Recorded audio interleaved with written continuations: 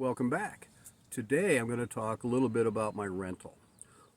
Currently I am renting from a company called Juicy. They have a whole fleet of varying different sizes of RV type things, camper vans that you can rent. I chose to rent the smallest one. It's advertised as good for one or two people. Two people, you better really like each other because you're going to be cozy. The other thing is with the small one, you better not have a lot of luggage because there's not a lot of storage room inside of this van. The van comes equipped with a folding bed that bakes into a less than a queen size. You know, two people can sleep on it, but you're going to be really cozy. There's no other room for anything else besides you, the other person, and the pillows. For one person, it works out great. It has a single burner stove, it has a little refrigerator, it has a little sink. Stuff with my current lifestyle fits just fine because that's pretty much what I got on my boat when I'm out doing the Great Loop. A couple things if you're going to rent, where I messed up, I didn't know this, was I should have reversed my adventure, where I should have gone to Australia first, did my time there, then from Sydney flew into Greenstown and rented the van from Greenstown because the van companies want those vans back up in Auckland because that's where most of the people rent them. So if you get a really good deal on renting it, and also when I was talking to one of the Kiwis, that's what they call themselves, Kiwis, the New Zealand folks, is that there's a website, I think it's returnrentals.com. I'll look into that, I'll put that link down below, where they will actually cover your expense for the ferry as long as you bring that van back to Auckland. So it's something to take a look at. Will save you a considerable amount of money. Right now my two largest expenses are renting the camper van and my fuel. Fuel is not cheap here. It is not. It's by the liter. Everything here is metric. The speed limits, everything is by metric. So you just think metric. So if they say 50 kilometers, my speedometer only has kilometers, so I do 50. No big deal. I got my notes here.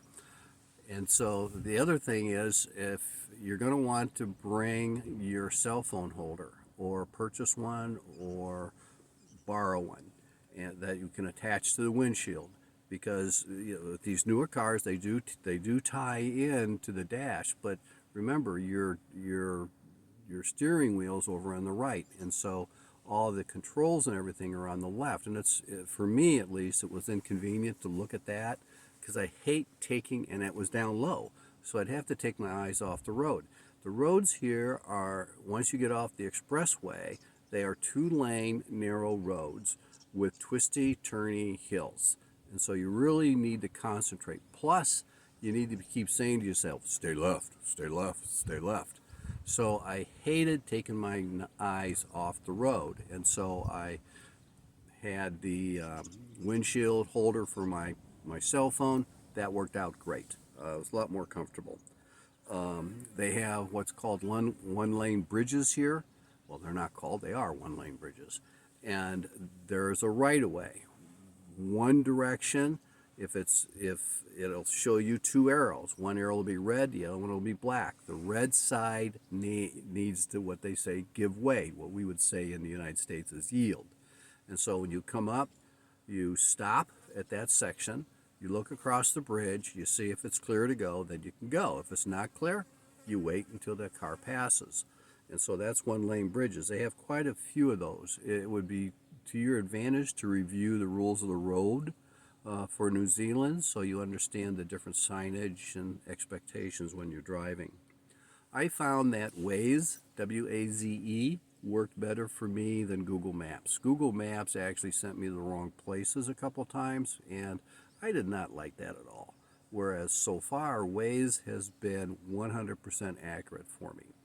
And so you may want to consider using Waze while you're here. You try out both of yours, see what you like.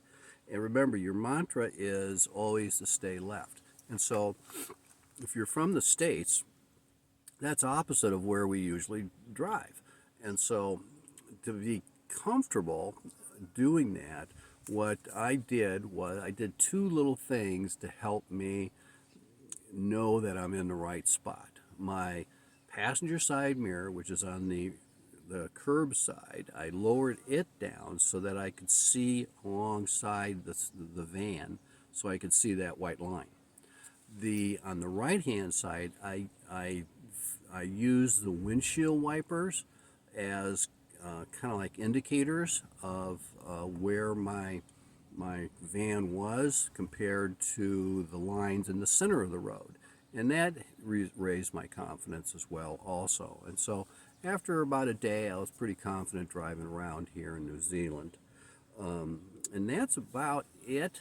They label their turns very well. When you come into towns, they have huge signs. They're like 4 feet by 10 feet, telling you what the speed limit is. And people here keep to the speed limit. So you do not want to speed here, I don't think. The other thing to be concerned with is that they do have speed cameras throughout the country. So far, I've seen many of they're labeled, coming into what they call safety cameras. But I have also seen when I was in a slow lane through construction, I also saw some cameras mounted on a tree that weren't labeled. So I don't know what their story was, but just to be safe, I drive a few miles. If it says 100 kilometers an hour, I'm doing about 95. And then also, if you have traffic behind you, they have many pullovers where you can pull off to the left and let the traffic go by you. And so that's a very good courtesy of the road. And so that's it driving in New Zealand. That's some of the interesting things. It's a great adventure. I'm having a great time here with my Lord of the Rings tour. So take care, and may all your seas be calm.